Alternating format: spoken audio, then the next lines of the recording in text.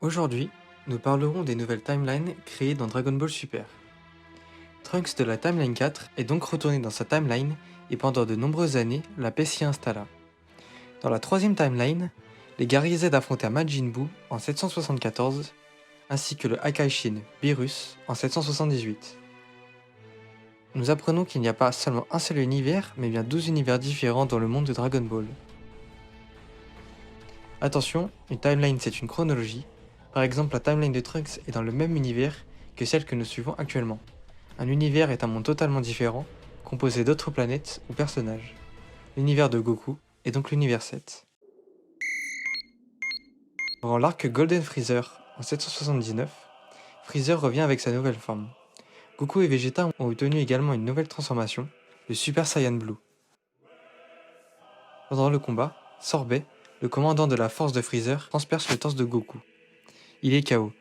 Vegeta prend le relais et grâce au Super Saiyan Blue parvient à mettre Freezer en difficulté. Ce dernier est pris de rage et lance une attaque dans le noyau terrestre.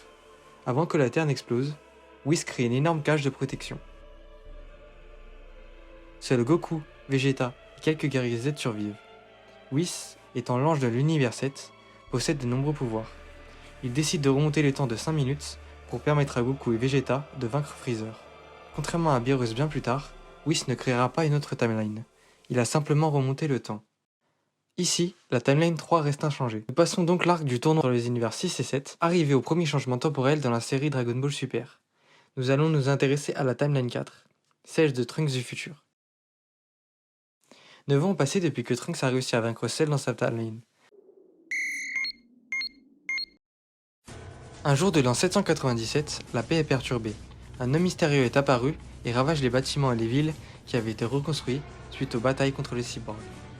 Trunks est ébahi de voir que cet homme est identique à Goku.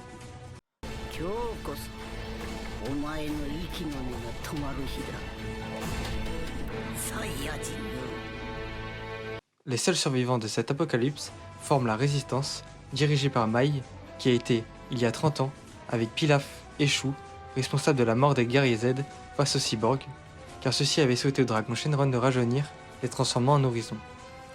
La Bulma de la Timeline 4 se charge d'écrire un carnet à la Bulma de la Timeline 3 pour lui expliquer comment créer une machine temporelle.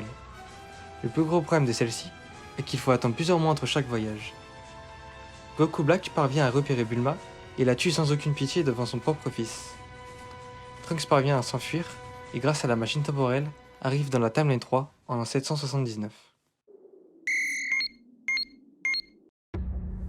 Il prévient les guerriers Z qu'un ennemi ayant l'apparence de Goku est apparu. Black profite de la faille temporelle qu'a ouvert Trunks pour arriver dans la Timeline 3 et affronte Goku. Black possède le Super Saiyan 2, ce qui prouve donc qu'il n'a pas seulement son apparence, mais bien des gènes de Saiyan. Un jour, Whis apprend que Goku Black pourrait être en réalité Zamasu, l'apprenti Kaioshin de l'univers 10 de la Timeline 3. Goku, Trunks ainsi que Vegeta décident d'aller dans la Timeline 4 pour découvrir le vrai visage de Black et découvrir ses objectifs. Dans l'anime, Black Goku dévoile une nouvelle transformation, le Super Saiyan Rosé, une forme spéciale du Super Saiyan Blue, car Zamasu est un dieu dans un corps de Saiyan.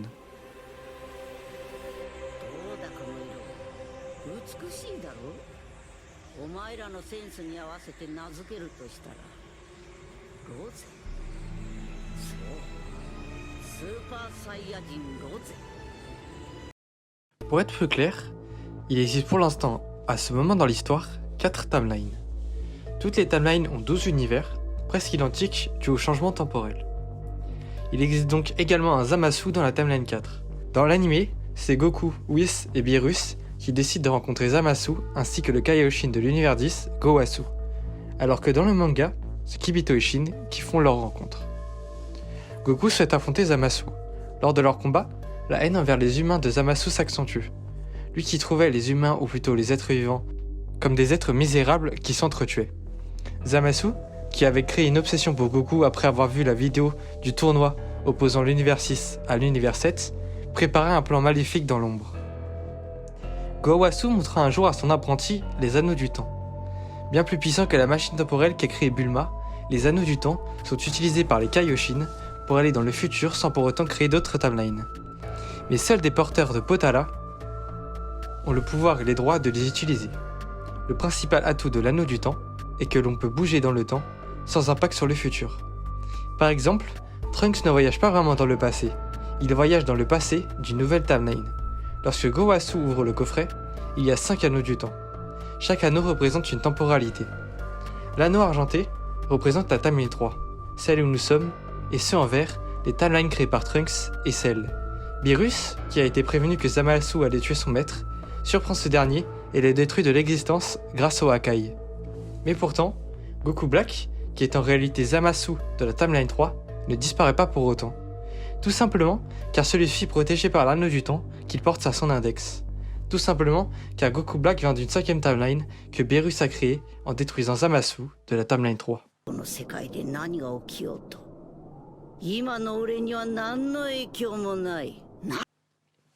Je vais donc vous expliquer comment Goku Black s'est pris pour réaliser son plan.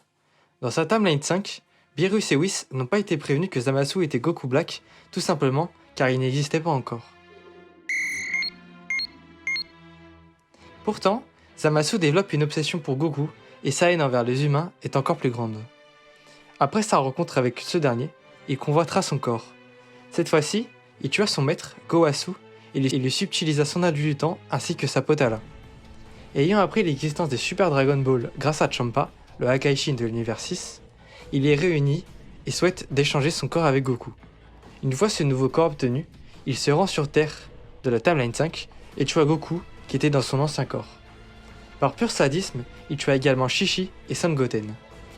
Il décida de se rendre dans une autre timeline pour trouver un alter ego pour l'aider à réaliser son plan Zéro Mortel qui consistait à détruire tous les mortels de tous les univers de toutes les timelines. Accompagné de Zamasu de la timeline 4, Goku Black, étant le Zamasu de la timeline 5, demande à Super Shenron de rendre immortel Zamasu de la timeline 4. Avec l'anneau du temps, il se rend dans 789, soit un an plus tard, pour détruire les Super Dragon Ball pour que celles-ci soient inutilisables. Il traverse les 13 univers et tue tous les Kaioshin, qui entraînent donc la mort de tous les Hakaishin. Rien ne peut donc plus les arrêter. En l'an 796, Goku Black et Zamasu finissent de tuer tous les dieux. Ils arrivent dans l'univers 7 et commencent à tout détruire. Ensuite, un long combat se déroule entre Goku, Vegeta, Trunks et le duo de Zamasu. Après que Goku et Vegeta aient fusionné en Gogeta grâce au Potala, ainsi que les Zamasu également, le combat s'intensifie. Dans le manga, après que Trunks ait tranché Zamasu fusionné, des clones de Zamasu apparaissent et c'est Zeno qui décide de détruire la timeline 4. Les guerriers Z arrivent à s'échapper. Dans l'anime, Zeno détruit également la timeline 4 car Zamasu le gêne. La timeline 4 n'existe donc plus.